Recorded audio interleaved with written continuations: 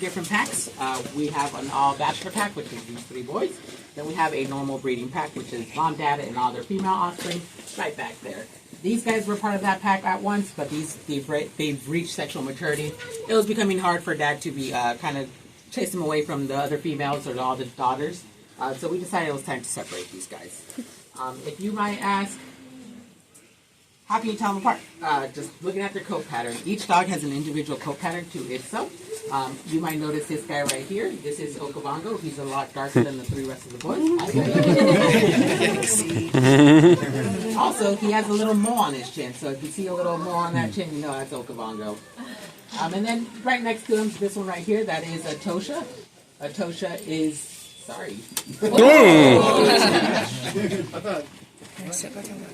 Atosha is a lot more blonder than everybody else. And then we have Zambezi. Zambezi is over here. He has the 2 little vampire bites on his white markings. Past that, sorry. Just haven't talked in a bit. How you might ask, how am I able to identify these guys? Just by looking at their coat pattern. So with these guys, when they're born, they're all black and white. Those white markings will remain in this exact same location for their entire lives. All those oranges will kind of move as they age. So us keepers, so when they're born, we take pictures of those white markings since they will stay in the exact same locations. We just kind of go off of those markings. But we also, working with them every day, we can just look at their face and their personality. We can tell who's who. So out in the wild, these guys are critically endangered, meaning there's only about 6,000 individuals out in the wild. Here at the zoo, we like to support a conservation fund out in Africa. So it might look like it's he's bullying the other one, but he's just kind of showing them, I'm in charge right now. These guys, their social structure is very much matriarchy. So with them just being all males, it kind of just changes throughout the day or even as the weeks come. Compared to a normal breeding pack, which we have back there, their structure remains exactly the same. So we have mom at the very top, she runs the whole show, and then right underneath her is going to be dad or her mate, and then underneath her it's going to be all her female offspring, and then at the very bottom is going to be all the males. So the males don't really have a say in anything, they're just there for kind of muscle, but dad is... Dad will step in as that leader when mom is either nursing puppies or she's kind of injured or she's just not feeling well. But you got a little slime on your face. So, yes, does anybody have any questions? Just like your normal domestic dog, up to 15 years. Under human care, they can live a little longer. How old are these boys? These guys are about 4 years old. They were born in 2020, right before the pandemic, just in February. What are they eating then? So these guys are strictly carnivorous, meaning they'll eat anything meat. We have tried giving them produce just for fun. They bite into it and they're like, that doesn't taste like me, and they just spit it out immediately. But here at the zoo, they get this face-like diet. It's called the American feline diet. It's just all kinds of livestock just kind of mixed together, but it has all the tendons and all the organs kind of mixed together, so it's a lot more nutritional than just giving them the meat. Hi, buddy. But we also give them carcass feedings, which is carcass feedings, goat, lambs, chickens, turkeys, rabbits, just to give them a more of a natural diet. We do those about a couple times a week. Sorry, a couple times a month. But yes, so these guys will eat a whole lamb carcass in about 15 minutes. They'll strip it clean.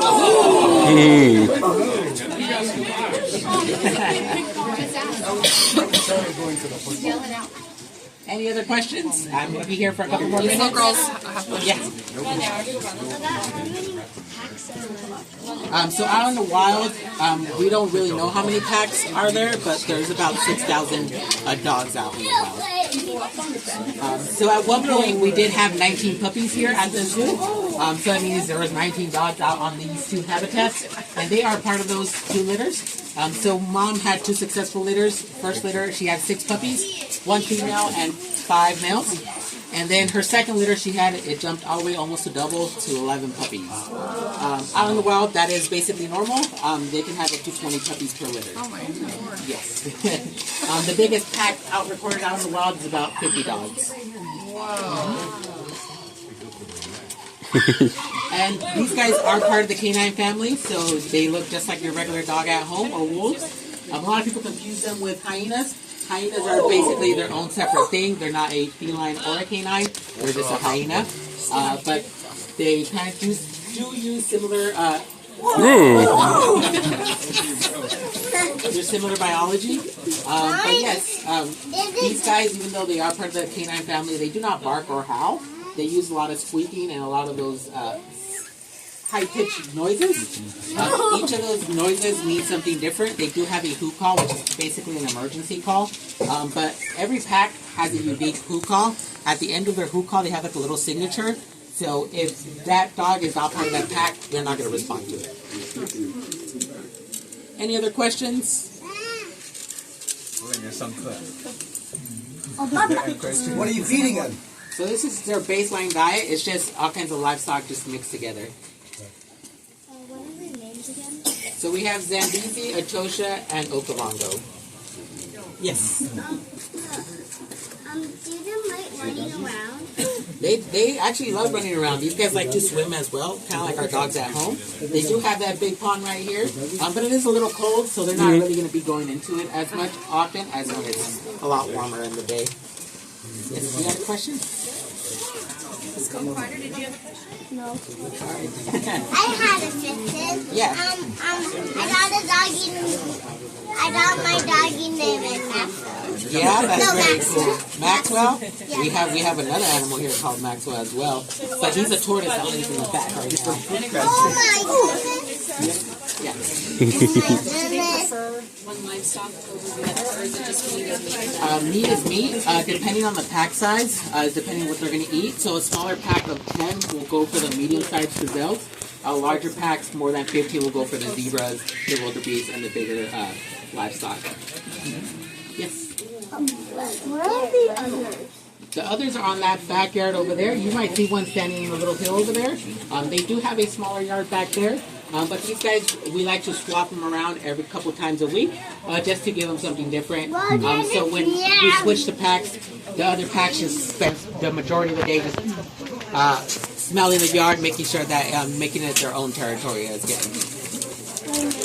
So, how many of the packs are there? Are there like 3 and 3 or just like So we have 3 boys in this first little pack, and then we have 7 dogs over there in the bigger pack. But in the bigger pack, we have 1 boy and 6 girls.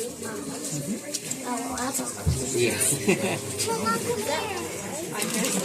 Do they all have like different personalities? Oh yes, You know? yes. They all have different personalities, especially in this smaller group, since they don't have that social structure that they would have in the wild. The more social structurally packed over there, you can tell who's a lot more dominant, who's a lot more submissive. But also in that pack, since they do follow that structure, whoever's higher in that chain, they get to eat more.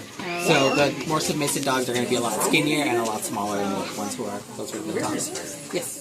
Do they have any more like chickens? Yeah, so we feed them about 3 times a day. This is only a little snack that they'll get, so they got fed before I got here this morning by their other keeper, and then I'll feed them later today in the afternoon, and then later at night before we go home. What do you feed them? So today will be their baseline diet, which is just these meats in the bag. But it's just different livestock mixed together, just the bones, tendons, and all the organs kind of mixed together. What's for dinner? What's for dinner? It's going to be the same thing we just fed them right now. Usually we do like to mix it up, give them some turkeys, chickens, and rabbits. But we don't have any rabbits today. Wait, well, why would you get little rabbits today? Rabbits are meat too. Yeah, rabbits are meat. People eat rabbits as well. People eat cows and stuff. Just like these guys, they'll eat a variety of different animals. Oh, she won. That's right, she won. Is that blood? Yes, it's the blood from the meat.